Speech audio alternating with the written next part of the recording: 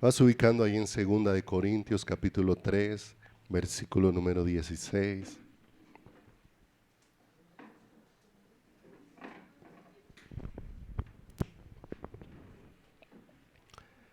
Es un regalo hermoso poder estar reunidos esta mañana en su precioso nombre y poder experimentar aún lo que estábamos expresando ahora con cada uno de los cánticos que Dios nos permite levantar cuando nos reunimos, porque todos esos cánticos, cuando Dios va trayendo luz, nos va dejando ver cómo Él ha extendido sus cuerdas de amor, cómo ha extendido su misericordia, cómo ha extendido su favor sobre cada uno de nosotros, ¿cierto? Cantábamos como el Cordero es digno de toda la alabanza, el Cordero que venció en la cruz del Calvario. Bendita esa obra que fue hecha en la cruz del Calvario, y como el Cordero en su propia piel llevó las consecuencias de nuestro pecado para derramar sobre nuestras vidas y sobre nuestros corazones de su amor. Por eso el Evangelio no deja de ser. Para los que no son salvos, el Evangelio es una necesidad para la salvación de sus almas. Pero para los que somos salvos, el Evangelio es una necesidad para que alcancemos madurez, para que cada día vayamos creciendo en el entendimiento de lo que Dios nos ha provisto. Cantábamos hace un momento, lo que nos separaba, para siempre Él quitó. Y cuando nosotros miramos cómo el Señor se expresa en Romanos, donde dice que ninguna condenación hay para los que están en Cristo Jesús. Y en ese mismo Romanos capítulo 8 dice que no hay ninguna separación, porque si hemos sido puestos en Cristo, nada nos podrá separar del amor de Dios que es en Cristo Jesús, Señor nuestro. Aunque pasemos dificultades, luchas, aunque pasemos y enfrentemos tropiezos, pero como veíamos esta mañana al iniciar la oración, tenemos la seguridad de que Dios escucha nuestra oración y que Él escucha nuestra oración porque no depende de cómo nosotros nos sentimos, depende de quién es Él. Y a veces nosotros, como nos sentimos mal, creemos que como yo me siento mal, Dios no me escucha. Y si hay algo que experimentó el salmista, fue el gozo de saber que aunque él se sentía en angustia, que aunque se sentía sumamente frágil, Dios había escuchado el clamor de su corazón. Y pudo entender que la respuesta para su vida y para cada uno de nosotros, la respuesta es el Señor. Segunda de Corintios capítulo número 3, verso 16. Continuamos lo que durante varias semanas hemos venido viendo. Esta mañana vamos a estudiar sobre cómo su bondad nos ha ungido con la vida de Jesús. Y la vida de Jesús es la garantía que nos hace hijos. La vida que nos ha sido depositada de una manera sobrenatural. Y que Dios, como dice ahí en 2 de Corintios 3:18, se la voy a leer en la Nueva Traducción del Viviente. Dice: pero cuando alguien se vuelve al Señor, el velo es quitado. ¿Cuándo el velo es quitado? Cuando creemos. Cuando creemos es donde el velo es corrido. Y dice el verso 17, pues el Señor es el Espíritu, y donde está el Espíritu del Señor, allá hay libertad. Porque ¿qué está trayendo el Espíritu de Dios a nosotros? La realidad de quién es Cristo. Y cuando el Espíritu de Dios está trayendo la realidad de quién es Cristo, lo que está trayendo es la realidad de la vida. No olvidemos que todas las cosas buenas que tú tengas sobre la tierra te dan comodidad. Hay cosas que te pueden dar tranquilidad, pero las cosas que dan comodidad y las cosas que dan tranquilidad no dan vida. Porque la vida solamente está en Jesús. porque la vida solamente es Jesús. Yo soy el camino, yo soy la verdad y soy ¿qué? La vida. Porque pues el Señor es el Espíritu y donde está el Espíritu del Señor allí hay libertad. Así que todos nosotros a quienes nos ha sido quitado el velo. Y ahí es donde hay una gran gratitud en el corazón para acercarnos a Dios. Porque si estamos empezando a ver lo que antes no veíamos, eso nos evidencia cómo Dios está obrando en nuestras vidas.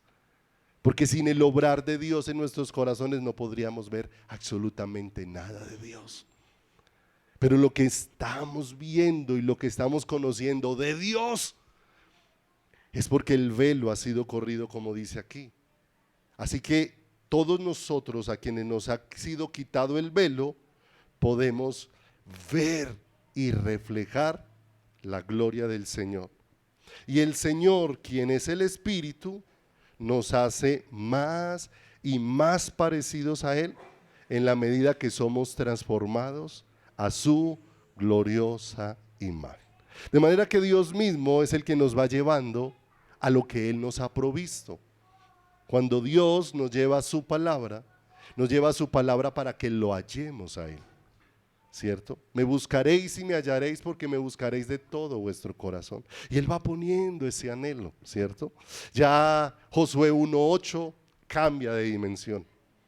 Ya no es leer la palabra por aprender reglas, por tener información, sino ahora Josué 1:8 para nosotros necesariamente es buscarle en la palabra porque necesitamos hallarle a Él, porque necesitamos conocerle a Él, porque como dijo el Señor, ustedes escudriñan las escrituras porque a vosotros os parece que en ellas está la vida eterna y ellas son las que dan testimonio de mí. Y qué hermoso cuando empezamos a darnos cuenta cómo las palabras de Dios nos van señalando a Dios por todas partes.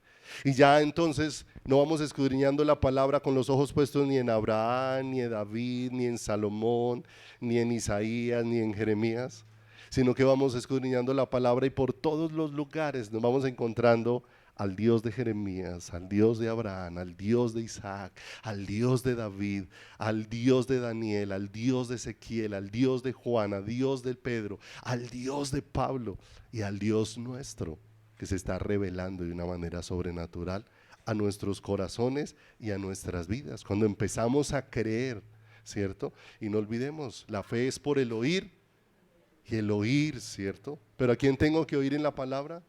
A Dios. Tengo que oír esto que está aquí, yo necesito oírlo de Dios. Porque lo oímos de los hombres, pero cuando lo oímos de Dios, va a cambiar completamente nuestras vidas y completamente nuestros corazones. Va a cambiar absolutamente todo en nosotros, porque no se trata solamente de tener información acerca de quién es Cristo, sino es conocerlo y creer todo lo que en Cristo se nos ha sido provisto. Ya hemos mirado cómo la bondad de Dios ha provisto la vida de Jesús para que seamos sus hijos. Y para ser hijos, Jesucristo tiene que ser nuestro anhelo, nuestro deseo. Dios lo ha puesto para que le deseemos. No olvidemos lo que dice por allá, Cantar de los Cantares, cuando le preguntan a la Sulamita, ¿quién es tu amado? ¿Cierto? Que así nos conjuras, o la más hermosa de las doncellas. Y yo creo que antes de ella empezar a decir cualquier palabra, el suspiro que hubo en aquella mujer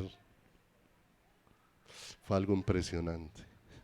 Mi amado es bello, sus ojos, sus cabellos, sus rostros, sus mejillas, sus brazos, sus pechos, sus piernas, y termina diciendo todo él codiciable, tal es mi amado. Porque eso refleja la realidad de hacia dónde Dios está conduciendo la iglesia. Una iglesia con un deseo profundo por Jesús, por Cristo, para que sea el que llene su corazón. Mirad cuál amor nos ha dado el Padre, para que seamos llamados hijos de Dios. Por eso el mundo no nos conoce, porque no le conoció a Él, dice la Escritura. De manera que ya hemos visto que va a ser difícil que el mundo reconozca la obra que Dios está haciendo en nosotros, porque el mundo no reconoce a Dios. Pero lo único cierto es que necesitamos reconocer la obra de Dios y la obra que Dios está haciendo en nuestros corazones y en nuestras vidas. Porque necesitamos entender que Cristo nos ha sido provisto, porque solamente Cristo nos puede revelar al Padre. Y está escrito en su palabra: nadie puede venir a mí si el Padre no le trajere, pero nadie puede conocer al Padre sino al que el Hijo se lo quiera revelar, dice la Escritura. De manera que Jesucristo nos revela al Padre, pero también Jesucristo es el que nos revela lo que es ser hijos, ¿cierto? Porque no es un asunto de impartir letra, de impartir conocimiento, porque hemos estudiado que Dios nos ha provisto la vida de Jesús como modelo para que seamos hijos. Y cuando estamos hablando de modelos, no es para seguir un método o una regla, sino que el modelo nos habla de que Dios nos muestra lo que Él dispuso, pero cuando lo va revelando, lo va impartiendo sobre nuestras vidas. Dios no trae letra, Dios derrama es vida a través de su espíritu y a través de su presencia, ¿cierto? La Biblia nos deja ver entonces hombres y mujeres frágiles, por un lado, y por el lado que busques en la Biblia, solo hay hombres y mujeres que frágiles, ¿cierto? El dulce cantor de Israel,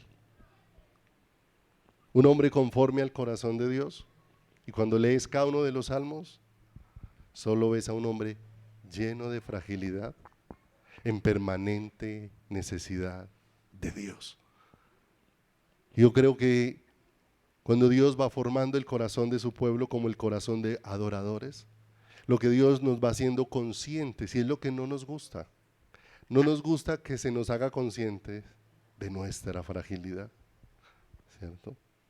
Alguna vez una persona que sufrió un accidente y quedó en una silla de ruedas, ¿sí?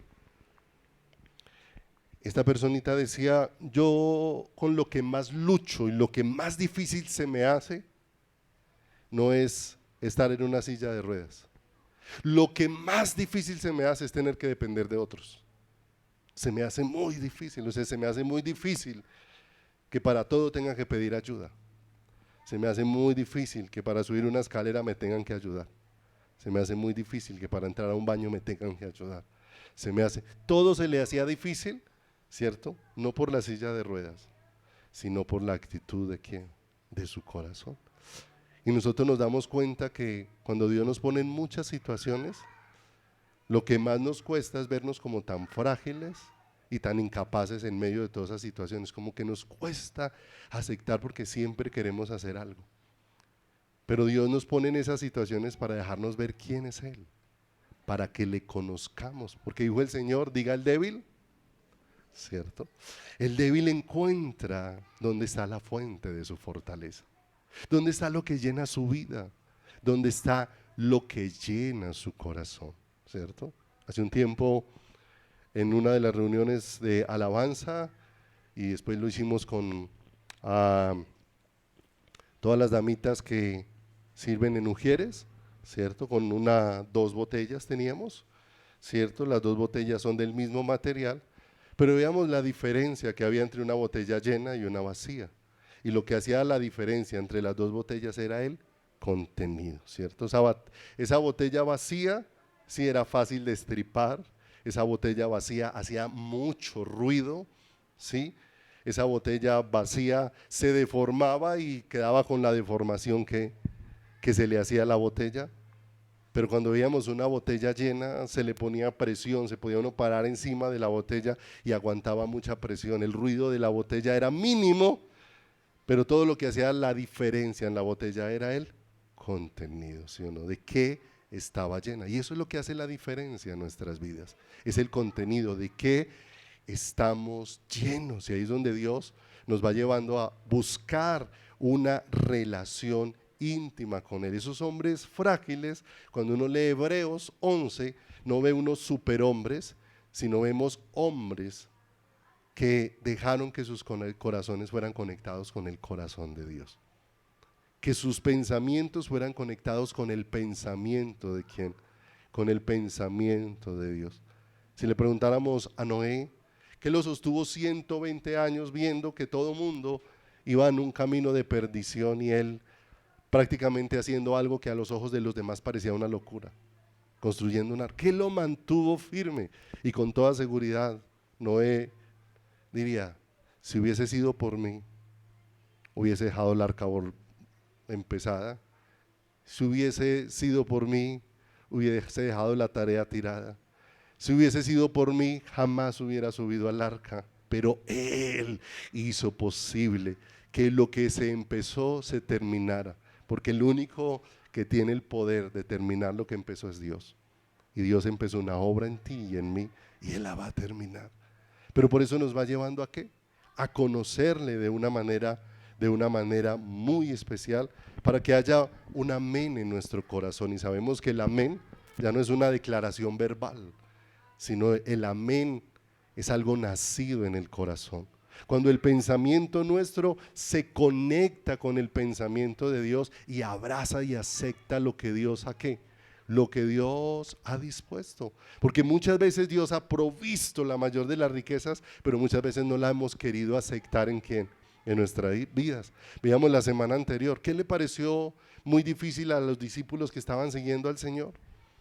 Cuando Él les dijo que si no comían su carne y bebían su sangre no iban a tener parte con Él en su reino, y a ellos les pareció muy difícil que de lo que tuvieran que llenarse era ¿de quién? ¿Cierto? Ahí fue donde ellos dijeron, dura es esta palabra. Pero gloria a Dios que va alumbrando nuestro corazón. Y con lo que alumbró a Pedro para poder decir, Señor, ¿a quién más iremos? Si no solamente tú tienes la respuesta, tú eres la respuesta que necesita nuestro corazón. Tú eres la respuesta que necesita nuestra vida. Y en Isaías 40:21 hemos visto cómo el Señor dijo, entonces oirán a sus espaldas palabra que diga, este es el camino, andad por él. Y ya hemos visto cómo el Señor de una manera especial nos ha señalado el camino. Desde Génesis hasta Apocalipsis encontramos al Señor siempre señalando el camino. Desde el huerto del Edén, antes de que el hombre pecara, ya Dios el Padre había señalado el camino en el árbol de la vida. Y a través de todo lo que el Señor ha revelado, siempre nos ha estado señalando ¿qué? Nos ha estado señalando el camino. Juan 1:4 dice, en Él estaba la vida y la vida era la luz de los hombres. En Él está todo el diseño y en Él está todo lo que Dios desea plantar en nuestros corazones y en nuestras vidas. La bondad de Dios, veíamos la semana anterior, nos ha provisto la naturaleza de Jesús para que seamos hijos. La naturaleza de Jesús. Y veíamos cómo nosotros necesitamos más que se nos provee alimento, vestido, trabajo. Nosotros necesitamos es un cambio ¿de qué? De naturaleza. Porque si no hay un cambio de naturaleza, vamos a volver como la puerca a revolcarnos en el barro, o como el perro vuelve a su vómito, dice la Escritura. Un cambio ¿de qué? De naturaleza. ¿Qué era lo que tenía que experimentar el hijo pródigo cuando regresó a qué? Cuando regresó a casa. Él regresó a la casa de su padre pensando que en la casa de su padre había trabajo, había dormida y había comida, ¿sí? Pero guau, como el Señor lo sorprendió. Porque el padre no lo estaba esperando simplemente para darle esas cosas. Eso era la añadidura. El Padre lo estaba esperando para regar con sus lágrimas su árido corazón. Lo que tenía seco el corazón del hijo pródigo no era la falta de comodidades. Lo que tenía seco el corazón del hijo pródigo era no conocer el amor del Padre dentro de su corazón. No conocerlo.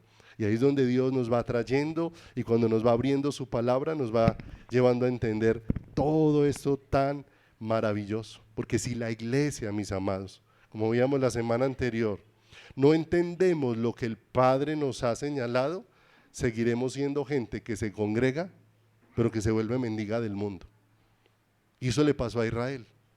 Israel fue sacado de Egipto Y todo el tiempo el Señor estuvo señalándoles lo que les había provisto, para que ellos pusieran la mirada en aquello provisto por Dios, en la columna de fuego, en la nube, en el maná, en la roca, en el tabernáculo, en el sacrificio, absolutamente en todo el Señor los estaba llevando a poner la mirada, pero ellos se negaron a mirar lo que el Padre les estaba señalando. Y como se negaron a mirar lo que el Padre les estaba señalando, siempre su corazón era mirando cualquier situación y pensando nuevamente ¿en quién? En Egipto. ¿Cómo estaba Egipto? En ruinas. ¿Cómo había quedado después de el éxodo de Israel? ¿Cómo había quedado después de que las aguas se cerraron y la mayoría de la fuerza de Egipto pereció allí? Sus carros, sus caballos, toda su fuerza, había quedado ruina en Egipto, ¿cierto? Pero si nuestros ojos no son abiertos para ver a Jesús, vamos a seguir viendo las ruinas de Egipto como un gran tesoro. Como un gran tesoro. Por eso necesitamos que nuestros ojos sean abiertos para ver al Santo. El Señor dijo allá en Zacarías capítulo 12, verso 10, dice la escritura que en los postreros días Dios derramaría sobre la casa de David y sobre los moradores de Jerusalén espíritu de gracia y de oración para que miráramos a Él. Y esto es maravilloso porque Dios está obrando todo esto en nuestro corazón y en nuestras vidas para que podamos verlo a Él de una manera muy especial. Y derramaré sobre la casa de David, 12:10 de Zacarías, y sobre los moradores de Jerusalén espíritu de gracia y de oración, y mirarán a mí. Su gracia, ¿hacia dónde nos conduce? Hacia verlo. Esa relación íntima, ¿hacia dónde nos conduce? Hacia conocerlo. Y mirarán a mí a quien traspasaron y llorarán como se llora por unigénito, afligiéndose por él como se aflige por primogénito.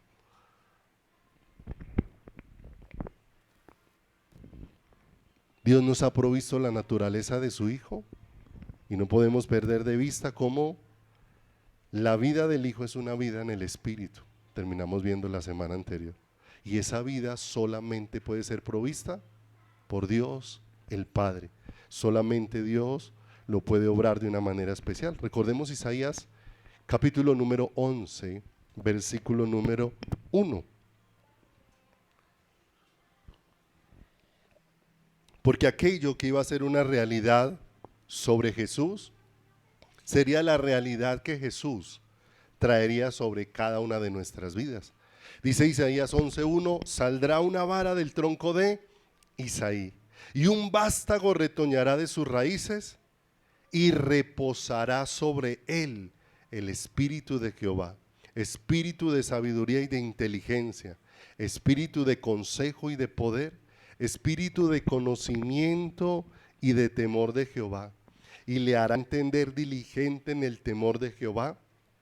No juzgará según la vista de sus ojos, ni arguirá por lo que oigan sus oídos. Ese versículo número 3, en otra versión dice, él se deleitará en obedecer al Señor. No juzgará por las apariencias, ni tomará decisiones basadas en rumores, ¿cierto? Jesús vino a traer la vida del Espíritu, ¿cierto? A nosotros muchas veces cuando miramos el huerto del Edén, muchas veces si lo miramos de manera natural pensamos que el huerto del Edén, que era un lugar estelar, extraordinario, un lugar que significa lugar de deleite mutuo, ¿cierto? Un lugar hermoso, pero no podemos olvidar que era lo hermoso de ese lugar, que era el lugar diseñado por Dios para encontrarse corazón a corazón con aquel ser que había creado. Y que cuando el hombre pecó, lo que perdió fue ese lugar de encuentro con el Señor. Y lo que perdió fue en él la vida de Dios para poder encontrarse con el Señor. Por eso el anhelo de regresar al Edén no es el anhelo de volver a un lugar espectacular, sino de volver a una relación extraordinaria con el Creador. Porque eso es lo que Dios ha dispuesto para todos y cada uno de nosotros. En Hechos, en el capítulo número 10, si nos ubicamos allí un momento, Hechos, en el capítulo número 10,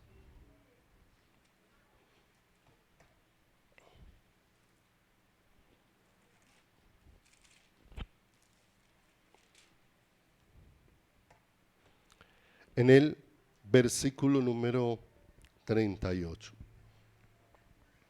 Recordamos cómo Pedro estaba nuevamente hablando de la obra de Cristo, pero hablando de la obra de Cristo en una de sus enseñanzas, dice en el verso número 38, cómo Dios ungió con el Espíritu Santo y con poder a Jesús de Nazaret, y cómo éste anduvo haciendo bienes y sanando a todos los oprimidos por el diablo, porque Dios estaba con quién, porque Dios estaba con él. Y nos deja ver cómo la vida de Jesús como hombre en la tierra fue una vida en el Espíritu.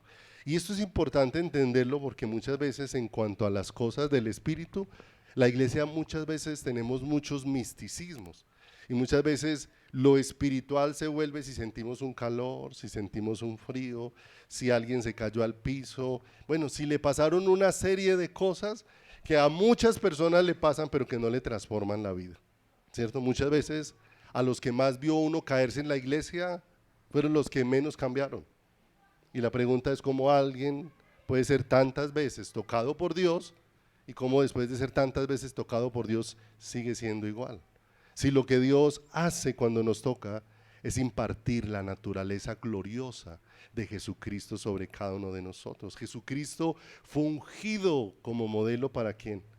Para nosotros, para un modelo. Jesús, ¿cierto? Hay gente, yo conozco gente que ve demonios por todos lados, ¿cierto? En alguna ocasión hablaba con alguien, ¿cierto? Que estaba en cada esquina reprendiendo y veía demonios en las panaderías, veía demonios en las bucetas, bueno, una cantidad de cosas, ¿cierto?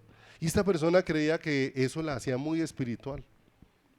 Y en algún momento hablando con ella, pues Dios le puede dar dones a una persona para ver cosas que no todos podamos ver, ¿cierto?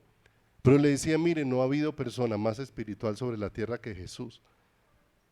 Y Jesús no andaba de esquina en esquina peleando ¿con quién? Con cada demonio. No, Jesús en cada lugar estaba pensando era cómo su vida estaba conectada ¿con quién? Con el Padre. Eso era el secreto de la vida de ¿quién? De Jesús. Si usted quiere, si uno empieza a hacer un seguimiento de la vida de Jesús como hombre en cada uno de los evangelios, realmente todo nos conduce a una vida de relación íntima. Jesús siempre en una absoluta dependencia ¿de quién? En una absoluta dependencia del Padre. De manera que Dios ungió con el Espíritu Santo a Jesús de una manera especial para cumplir todo el propósito que tenía. Pero eso era modelándonos lo que Dios quiere hacer ¿con quién?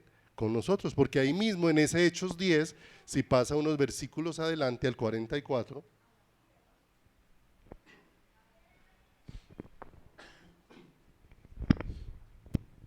10:44. Dice, están en el mismo espacio donde Pedro está compartiendo de cómo Jesús fue ungido, y dice que mientras aún hablaba Pedro estas palabras, el Espíritu Santo cayó sobre todos los que oían el discurso, ¿cierto? Y nos damos cuenta cómo Dios de una manera especial dispuso ungirnos con la vida de Jesús, ¿cierto? Ungirnos, no olvidemos que en la palabra de Dios siempre ha puesto figuras. En el Antiguo Testamento se ungían todos los elementos del tabernáculo, ¿cierto? Y se ungían con el aceite de la santa unción, el aceite que era una figura de lo que era el Espíritu.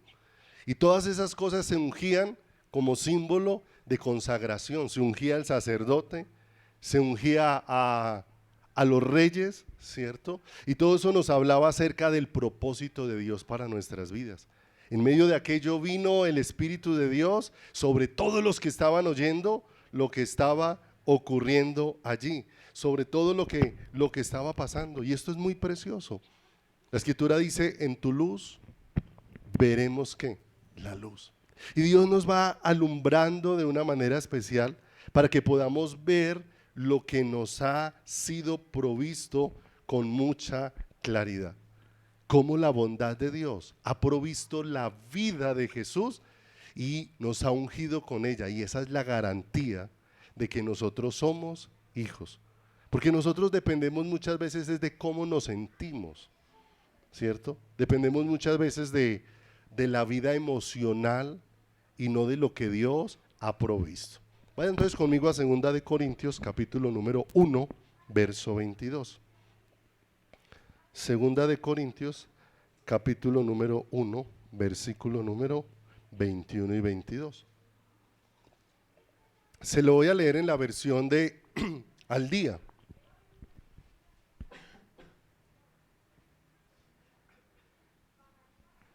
La versión Al Día. Dice: Dios es el que nos mantiene firmes en Cristo, ¿cierto? ¿Quién puede permanecer fiel al Señor? Por nuestros propios medios, ninguno. Nosotros necesitamos que Dios obre en nuestros corazones. Dios es el que nos mantiene firmes en Cristo, tanto a nosotros como a vosotros. Él nos ungió, nos selló como propiedad suya y puso su espíritu en nuestro corazón como garantía de sus promesas. Puso su espíritu en nosotros como la garantía. Y en Romanos dice: el que no tiene el espíritu de Cristo, ¿no es de quién? No es de Dios. De manera que Dios nos ungió y nos ungió con su espíritu para ser hechos hijos. Porque todo el propósito del Espíritu de Dios es formar y establecer la naturaleza y el carácter de Cristo dentro de cada uno de nosotros. Algo que no puede producir jamás el ¿qué? Jamás el ser humano. Nosotros vivimos en una época donde todo ha cambiado porque se ha cambiado el lenguaje, porque se ha cambiado la forma de expresar algo. Y entonces, al cambiar la forma en cómo se expresa, ¿cierto? Cuando yo era niño había una palabra que tal vez ustedes la conocen y la han escuchado, que se llamaba espaldarazo. Y esa palabra antes significaba una cosa y hoy significa lo contrario. Antes, hace unos años, espaldarazo significaba cuando alguien lo dejaba usted solo. Usted hizo algo y ese alguien le daba la espalda frente a lo que usted hizo, ¿cierto? Pero hoy en día espaldarazo significa apoyo. Entonces usted escucha: le dieron un espaldarazo a esto, y uno cree que fue que lo dejaron solo, y no. Ahora espaldarazo significa ¿qué? Significa apoyo, ¿cierto? Y nosotros muchas veces creemos que el que muchas cosas hayan cambiado el concepto, eso significa que Dios ha cambiado la esencia de las cosas que Dios ha hecho. Se van adoptando nuevas definiciones, pero el que se adopten nuevas definiciones de acuerdo al pensamiento del hombre no significa que el diseño de Dios ha cambiado. No importa cuánto el hombre cambie y cuánto el hombre se modernice, el diseño de Dios sigue siendo el mismo y la esencia de Dios sigue siendo la misma. Porque hoy hay muchas cosas que a muchos les hacen creer que son hijos de Dios, ¿cierto? Pero cosas que le hacen creer que son hijos de Dios, pero que no son del diseño de Dios, ¿cierto? Muchas veces nosotros creemos que si tenemos el rótulo de cristianos, entonces decirnos cristianos es ser hijos de ¿quién? Es ser hijos de Dios. Y hay cantidad de gente que se llama a sí misma como cristiana, ¿sí o no? ¿Es el rótulo de cristiano lo que me hace hijo de Dios? Muchos creen que son hijos de Dios porque todas las cosas les están saliendo bien. Y creemos en el concepto de que si todo está saliendo bien, es porque soy hijo de ¿quién? Es porque soy hijo de Dios. Y por eso cuando ya las cosas no salen tan bien, entonces empezamos a entrar en duda. ¿Será entonces que Dios sí está conmigo? ¿Será que Dios sí me escogió? No. Ser hijo de Dios no depende de las circunstancias. Hay gente, ¿cierto? Allá en Ucrania, en medio de la guerra, hay cantidad de gente que ha muerto en medio de la guerra y eran hijos de Dios. y se fueron con el Señor. Y gente entregada ¿a quién? Entregada a Dios. Y eso pues que a nosotros aquí, en cierta manera, vivimos en una ciudad llena de comodidades y de facilidades para absolutamente todas las cosas, ¿cierto? Recuerdo cuando Dios le dio la oportunidad a doña Miriam y a don Eduardo de ir a Brasil, que fueron a visitar un familiar, y venía una damita a darles discipulado una vez a la semana. Si mal no recuerdo, ella se demoraba 3 horas para llegar hasta el edificio donde ellos estaban, para enseñarles 1 hora de discipulado, y después de eso salía y se demoraba otras 3 horas de regreso. ¿Hasta dónde? Hasta su casa, ¿cierto? Y cuando ellos compartieron esa experiencia que ellos tuvieron allá, y cada semana no dejaba de venir a compartir la palabra, ¿cierto? Y uno empieza a mirar todo eso y mucha gente dice, no, y 3 horas para ir a quedarme 1 horita ya hablando de Jesús y devolverme otras, no, eso es mucha inversión, ¿cierto? Pero nos damos cuenta que nosotros en medio de esta ciudad vivimos en mucha comodidad, todo nos queda cerca, no tenemos dificultades para buscar ¿a quién? Para buscar al Señor. Pero nos damos cuenta, tenemos familiares que viven en otros lugares, ¿sí? El hijo de don Eduardo vive en Perú y no hay donde congregarse, no hay iglesias, no hay lugares donde buscar, escasean, ¿cierto? Entonces tenemos un gran ¿qué? Tenemos un gran privilegio, pero lo que define que seamos cristianos no es ni tener el rótulo de cristianos, ni que nos esté yendo bien, porque hay cantidad de gente que hoy está pasando muchas dificultades, ¿cierto? Alguna vez compartía algo que compartió un pastor venezolano, porque él decía, cuando nuestra nación era rica y próspera, las iglesias hablábamos de prosperidad, hablábamos de éxito. Cuando nuestra nación se empobreció, las iglesias hablamos de Cristo. Y qué tremendo todo lo que Dios permitió en una nación para que la iglesia encontrara cuál era el tesoro de quién. El tesoro de su corazón, ¿cierto? Antes estaban pensando en cómo ampliar los lugares, en cómo hacerlos más cómodos, en cómo tenerlos más grandes, en cómo adueñarse de las emisoras, y ahora dice no, ahora todos los días hablamos de cómo Dios va a mandar el maná del día, de cómo Dios va a mandar la provisión diaria. Ahora ya no hay un pueblo que espera un lugar grande, sino ahora hay un pueblo que espera todos los días encontrarse con su Salvador, encontrarse con su Creador. Entonces no son las buenas cosas las que garantizan que soy ¿qué? Dios es bueno y no nos da conforme a lo que merecemos, sino que es generoso con cada una de nuestras vidas. Pero no nos hace hijos que todo nos esté saliendo bien. No es la membresía de una congregación la que nos hace hijos de quién. Por asistir a una iglesia determinada, cualquiera sea. Eso no te hace ¿qué? Hijo de Dios. No nos hace hijo de Dios participar de rituales semanales, cultos, celebraciones de cualquier índole. Eso no es lo que nos hace hijos de Dios. No nos hace hijos de Dios participar de ministerios. Porque hay cantidad de gente que son ministros y no se han convertido. Y son ministros. Porque a veces nos parece ilógico. Hay cantidad de gente que puede predicar y enseñar lo que no ama. Uno como predicador puede terminar aún enseñando y diciéndole a otros lo que uno no cree. Y parece ilógico, pero muchas veces puede uno terminar simplemente transmitiendo un mensaje en el que el mismo corazón no está ¿qué? En el que el mismo corazón no está creyendo. Y aún nos pasa como creyentes. ¿Cuántas cosas de la palabra nosotros tomamos, las repetimos como frases, y cuántas veces nosotros mismos no estamos creyendo en lo que conocemos? Y conocemos cantidad de versículos ¿qué? Bíblicos, pero muchas veces aunque los recitamos no estamos creyendo en ¿qué? En aquello que estamos conociendo o que sabemos. Porque muchas veces la incredulidad es un serio problema ¿para quién? Para el corazón, ¿cierto?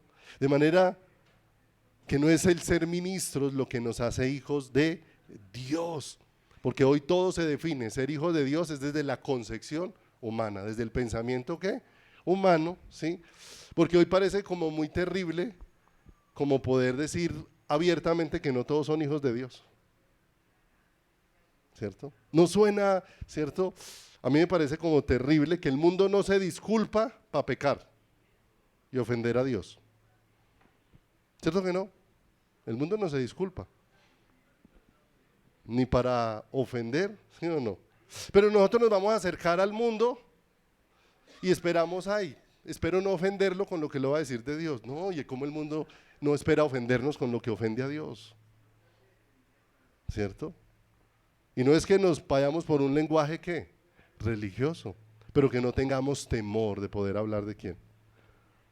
Poder hablar del Señor, ¿cierto? Esos días estuve hablando con una persona que tiene problemas de homosexualidad.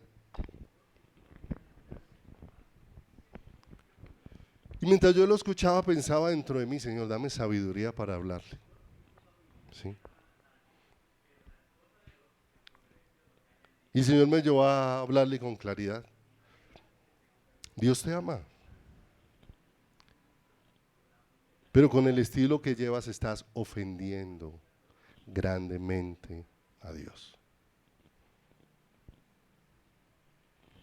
Y entonces él me miró a los ojos y dijo, no estoy de acuerdo con usted. ¿Cómo voy a estar ofendiendo a Dios en lo que a mí me gusta? ¿Cierto? Y está bien. Dios le dará luz, lo alumbrará y tenemos claro. Y nuevamente insistimos, no estamos hablando con desprecio de ninguna persona que tenga una lucha en esa área, porque es una área de las muchas. Porque hay gente no solamente con luchas en el área, no porque sean homosexuales, hay cantidad de gente con luchas en la pornografía. Hay cantidad de gente con luchas, con determinada cantidad de vicios. En cualquier área Dios es el que nos puede ¿qué? Libertad. Pero la libertad tiene que venir juntamente con la verdad. La verdad va a golpear el ¿qué? Va a golpear el corazón. Aún, no sé si le ha pasado, pero muchas veces nosotros siendo creyentes la verdad nos ha golpeado duro el corazón. Muchas veces he estudiado la palabra, aún he compartido alguna enseñanza y después me he ido a la casa y le pido perdón al Señor porque me vi como un hipócrita.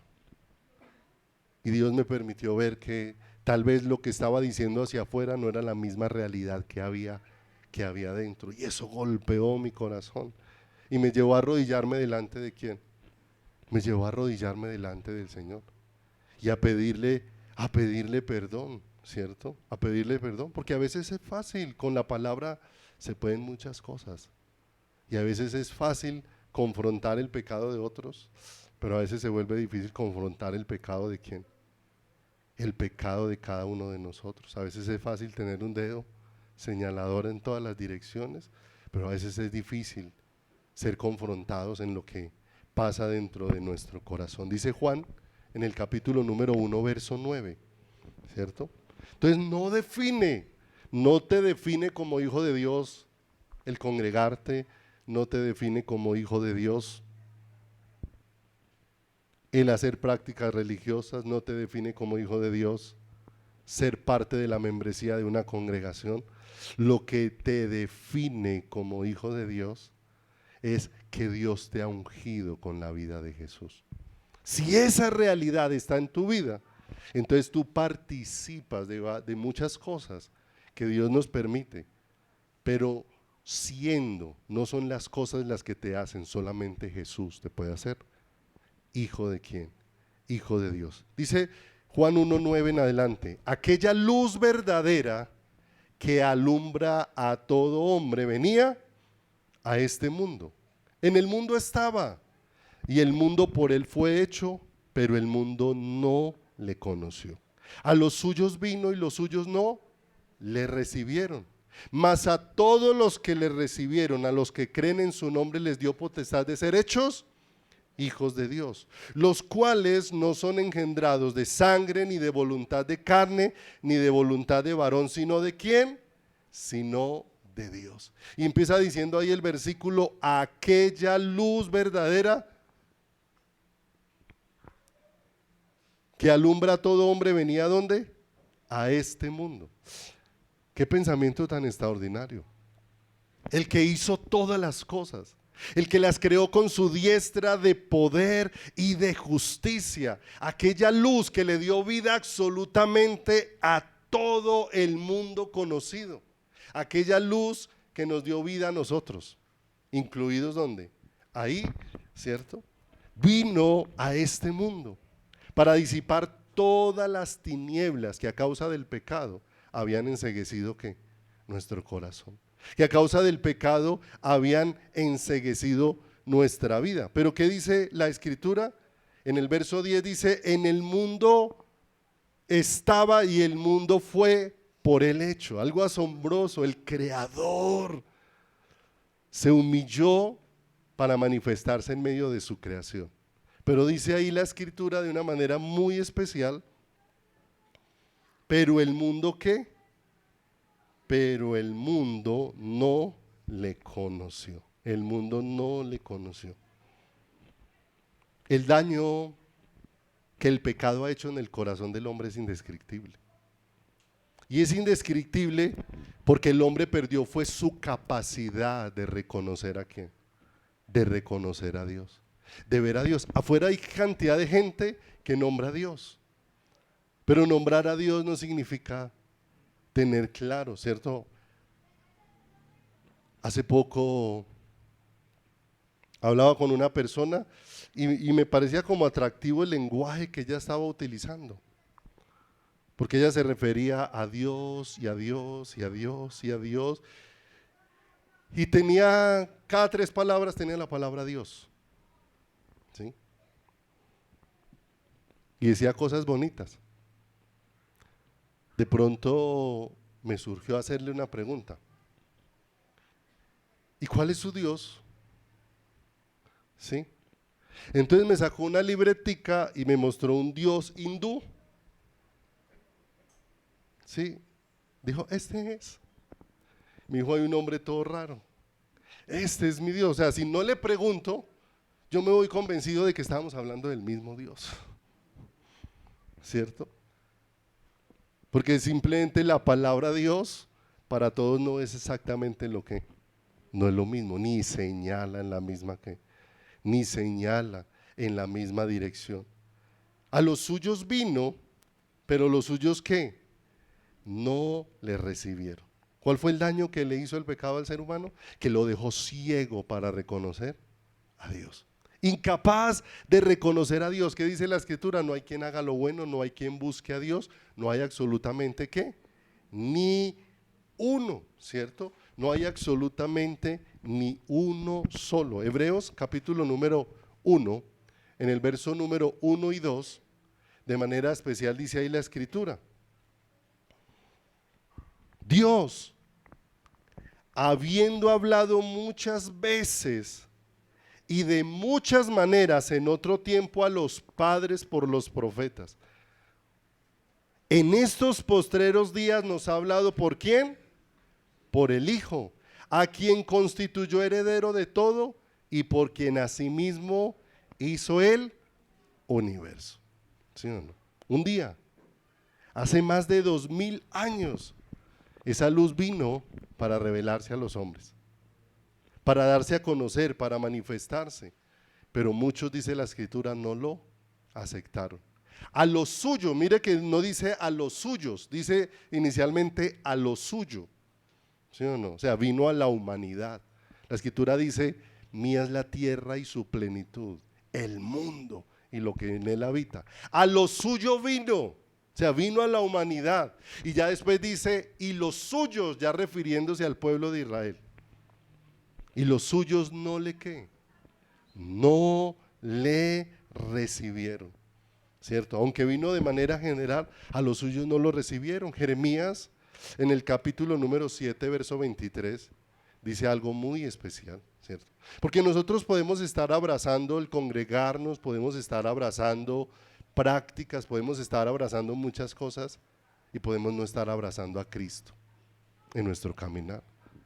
Jeremías 7, 23 al 26, refiriéndose al pueblo de Dios, la escritura dice: a lo suyo vino y los suyos no le recibieron. Antes había hablado por los profetas y ahora dice: nos ha hablado ¿por quién? Por el Hijo. Y dice Jeremías 7, 23, mas esto le mandé diciendo: escuchad ¿qué? Mi voz, y seré a vosotros por Dios y vosotros me seréis por pueblo, y andad en todo camino que os mande para que os vaya bien. Verso 24, y no oyeron ni inclinaron su oído, antes caminaron en sus propios consejos, en la dureza de su corazón malvado, y fueron hacia atrás y no hacia adelante, desde el día que vuestros padres salieron de la tierra de Egipto hasta hoy.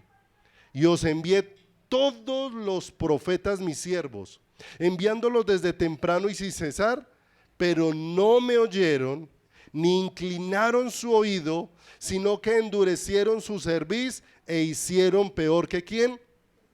Que sus padres. Y nos deja ver la actitud del pueblo y del corazón de Israel, ¿cierto?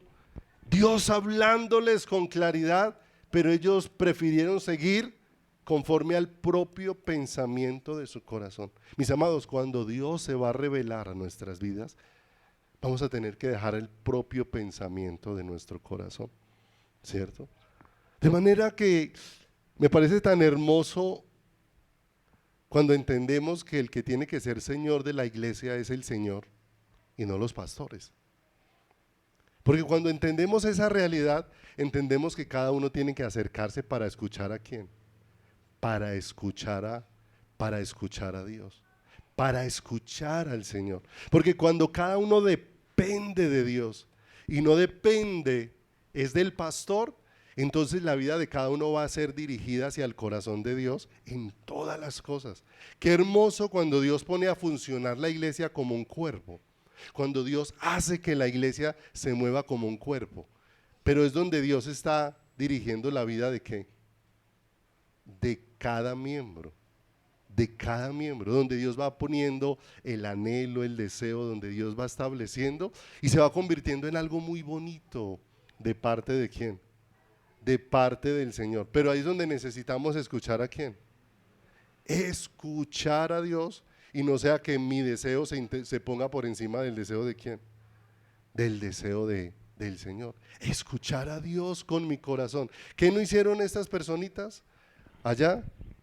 No escucharon la voz del Señor, y la voz del Señor siempre nos va a decir: este es el ¿qué? Este es el camino. Juan 12:37, si vamos ahí el Nuevo Testamento, Juan capítulo 12 verso 37.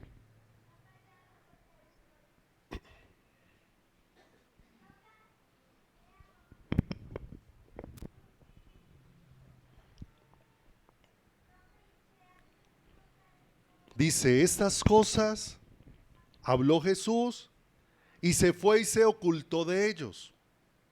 Pero a pesar de que había hecho tantas señales delante de ellos, ¿qué ocurría en sus corazones? No creían en quién. No creían en él. ¿Y cuántas cosas estaban viendo? ¿Cuántas cosas estaban manifestando? ¿Por cuántas cosas hemos dado gracias a Dios que ha hecho en nuestras vidas? Y aún así, ¿cuántas veces hemos tenido incredulidad en el corazón? En nuestro corazón. La incredulidad solamente va a abandonar nuestro corazón escuchando a quién. Escuchando al Señor. ¿Cuán serio es el problema de la incredulidad? No olvide, no se trata de cuánta Biblia conozco, ¿cierto? No se trata de cuánta información tengo, porque cuando miramos a Jesús, Jesús no tenía información acerca del Padre. Jesús lo que tenía era la vida del Padre en él. No tenía información acerca de quién era el Padre. Él tenía era la vida del Padre dentro de él. Y es lo que Dios desea obrar de una manera profunda dentro de nuestros corazones. Porque en la vida del Espíritu necesitamos entender algo, que mi corazón, mi mente y mi voluntad tienen que estar conectados. Tienen que estar conectados. Mi corazón, mi mente y mi voluntad. Recuerda que la semana pasada veíamos que no era simplemente hacer cosas buenas, porque hay cosas buenas que nos llevan a estar convencidos de que estamos en lo correcto, ¿cierto? Por ahí antiguamente había una historia que leí y me dije, y en la lectura donde estaba dice que es una lectura verdadera, tal vez la ha escuchado, porque dice que un hombre fue a McDonald's en Estados Unidos y compró unas hamburguesas para llevar a su casa. Las pidió que se las empacaran para llevar y cuando iba camino a casa en el carro, le dio por abrir la bolsa para mirar si le habían echado las hamburguesas completas, pero cuando abrió la bolsa no habían hamburguesas, sino había un poco de dinero. Habían varios billetes ahí. Él detuvo su carro, giró y se devolvió otra vez hasta la caja de McDonald's y le dijo, mire, es que yo pedí unas hamburguesas y me dieron fue por equivocación, fue este dinero. Entonces vino a devolverlo. O sea, ¿cuánta honestidad había en ese hombre? ¿Había mucha honestidad? La señora de la caja llamó al administrador y el administrador vino a hablar con él, le dio las gracias. Ya gente así no se encuentra, definitivamente esto es escaso, de manera que no se vaya. Permítame que es que voy a llamar a los periodistas de la ciudad porque me gustaría que esto saliera para que todos lo conozcan y mucha gente se pueda dar cuenta de que sí podemos hacer el bien. Él pidió que por favor apartecito lo atendiera el administrador. Sí, venga, yo le digo una cosita aquí aparte. Es que yo no puedo salir en los medios de comunicación. ¿Por qué? Porque es que aunque yo devolví el dinero, con la que yo estoy no es mi esposa. Entonces no puedo salir en público. Qué tan honesto era. ¿Cierto? ¿Qué tanta realidad había dentro del corazón? ¿Cierto? Porque a veces nosotros somos honestos para unas cosas y para otras ¿qué? Y cuando viéramos quedar asombrados de todo lo que estaba ocurriendo allí, por eso aún, ¿cierto? Esta mañana mientras estudiaba nuevamente la palabra y pensando en estas frases que tengo aquí apuntadas, ¿cierto? Porque tiene unas preguntas. ¿Es posible para un predicador predicar lo que no ama?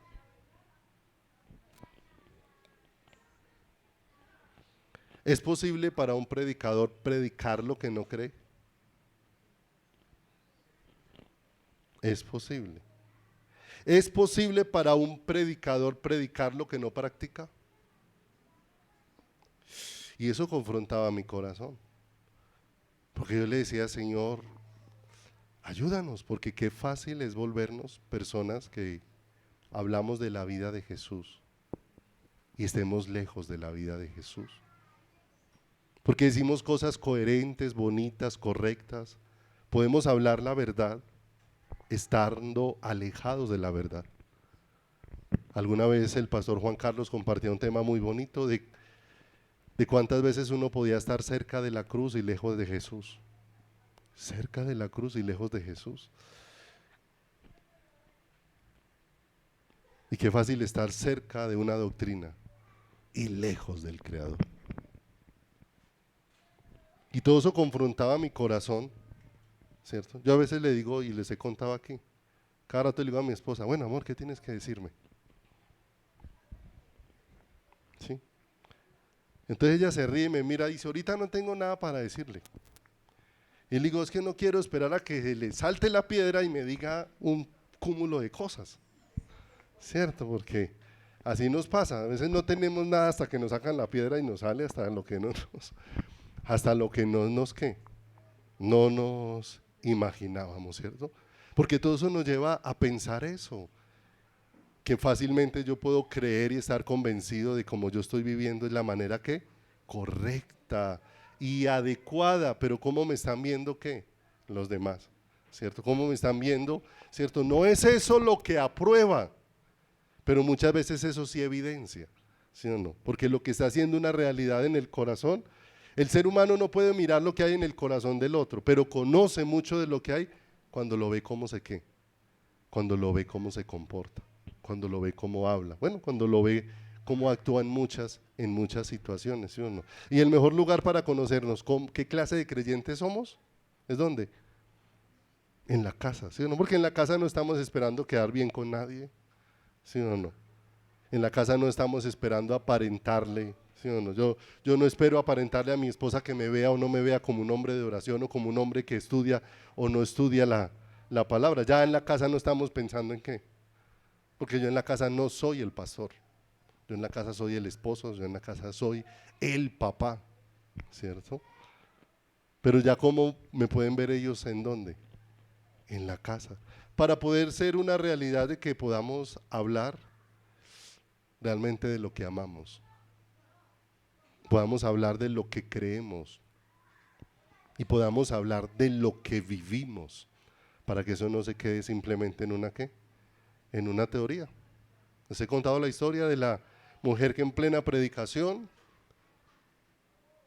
empezaron a entrar personas y empezaron a descargar en el púlpito colchones, tablas, y el pastor se enojó porque le interrumpió la predicación.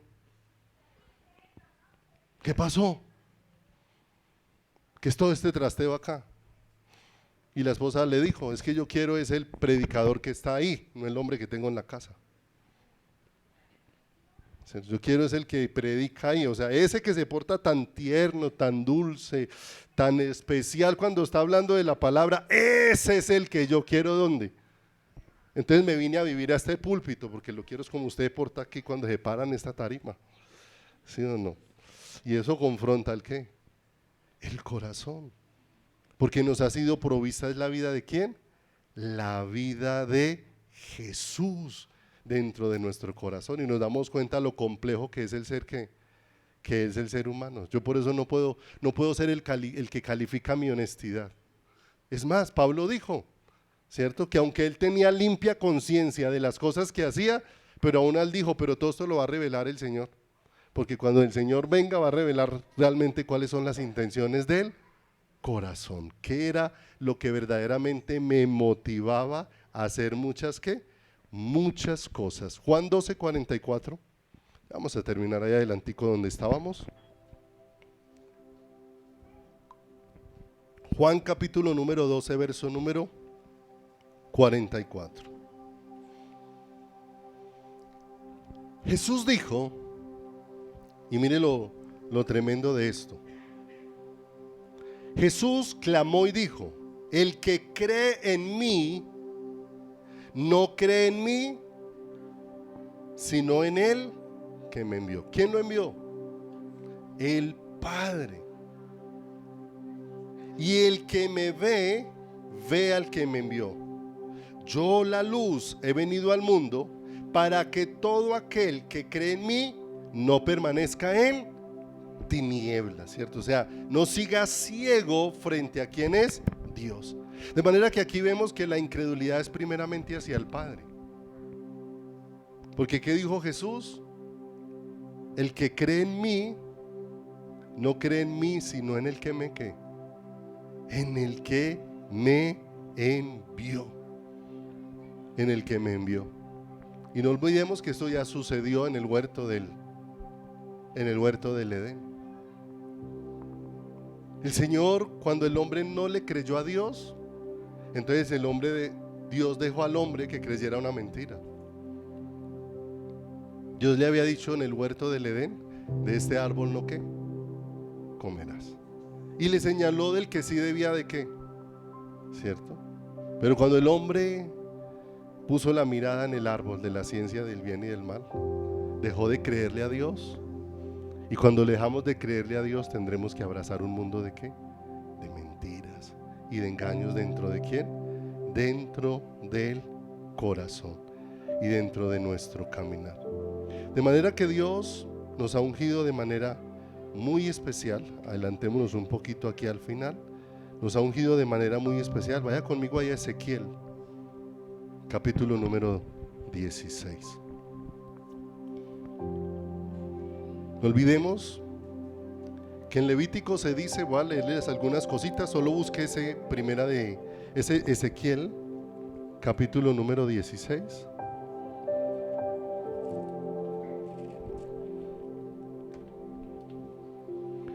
En el verso 3 se puede ubicar.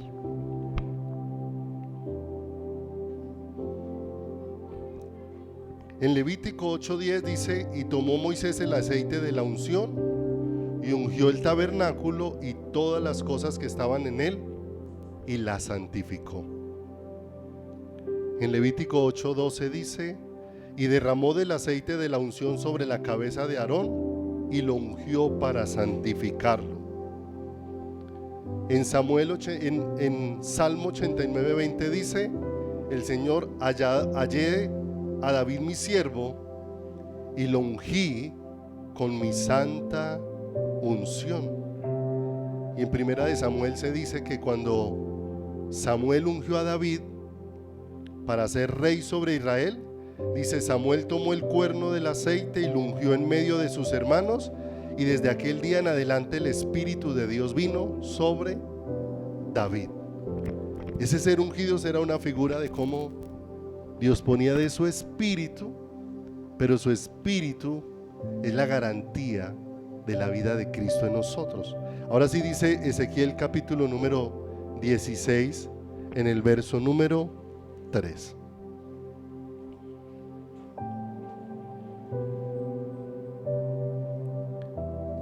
Y di: así ha dicho Jehová el Señor sobre Jerusalén: tu origen, tu nacimiento es de la tierra de Canaán, tu padre fue amorreo y tu madre etea. Y en cuanto a tu nacimiento, el día que naciste no fue cortado tu ombligo, ni fuiste lavada con aguas para limpiarte, ni salada con sal, ni fuiste envuelta con fajas. No hubo ojo que se compadeciese de ti para hacerte algo de esto, teniendo de ti misericordia, sino que fuiste arrojada sobre la faz del campo con menosprecio de tu vida en el día que naciste. Y dice el verso 6: y yo pasé junto a ti y te vi sucia en tus sangres, y cuando estaba en tus sangres te dije: vive. Sí, te dije cuando estabas en tus sangres: vive. Te hice multiplicar como la hierba del campo y creciste y te hiciste grande y llegaste a ser muy hermosa. Tus pechos se habían formado y tu pelo había crecido, pero estabas desnuda y descubierta. Dice el verso 8: y pasé yo otra vez junto a ti y te miré, y aquí que tu tiempo era tiempo de amores, y extendí sobre ti mi manto y cubrí tu desnudez, y te di juramento y entré en pacto contigo, dice Jehová el Señor, y fuiste mía. Pero mire lo que dice el verso número 9 de manera muy especial: te lavé con agua y lavé tus sangres de encima de ti y te ungí con aceite. Dios nos limpió y nos ungió. Nos limpió con la sangre de Cristo. Mire, la ley fue escrita. Si lo recuerdan, la ley fue escrita con el dedo de Dios. ¿Se han leído eso en la palabra? ¿Sí o no? Fue escrita con el dedo de Dios, y eso no es en vano, porque la ley te señalaba y te condenaba. Pero la salvación fue escrita con las gotas de sangre y con la vida misma de Jesucristo. De manera que aquello que te acusaba con el dedo de Dios, lo justificó la gloriosa sangre de Cristo. Por eso dice ahí: te lavé. Y después dice de que te lavé, te ungí con aceite, ¿cierto? Te ungí con la vida de mi Hijo, te ungí con la vida de Cristo. Mis amados, es un regalo hermoso saber que nosotros no simplemente somos personas ungidas con la vida de quién, con la vida de Cristo. Que lo que mora en nosotros es el Espíritu de quién, el Espíritu de Dios. Si alguno no tiene el Espíritu de Cristo, no es de Él. Pero el Espíritu va haciendo florecer esa vida que honra al Señor. Esa vida que no solamente es íntima cuando tú oras, sino que se hace pública cuando tú caminas. Porque el Señor lo que imparte en lo íntimo lo hace visible en lo público. Por eso dice el Señor, no hablando de dos cosas diferentes, son las mismas. El Señor dice, porque con el corazón se cree para justicia, pero con la boca se confiesa para salvación, ¿cierto? Y está hablando de las mismas cosas. Está hablando de que lo que pasa en el interior se va a hacer visible en nuestro exterior, ¿cierto? Porque de la abundancia del corazón habla ¿qué? La boca. Lo que aconteció en el corazón se va a hacer visible en nuestro exterior. Dios no desea, por allá alguna vez había una película que se llamaba Es que los cristianos de la secreta, ¿cierto? No, Dios no nos escogió para ser personas escondidas. No se enciende una luz para esconderla, si no se ponen ¿qué? En alto, ¿cierto? Dios desea hacer visible la vida de su Hijo en cada uno de nosotros. Dios hizo la vida de su Hijo visible en Abraham, la hizo visible en Pedro, la hizo visible en Pablo. Y Dios no hace acepción de personas. Dios desea hacer la misma vida visible en ti y en mí. Te pasé y te lavé. Pasé otra vez junto a ti y te lavé. Pero también pasé junto a ti y te ungí. No solamente nos limpió, sino que puso un depósito extraordinario en nuestras vidas. Vamos a orar.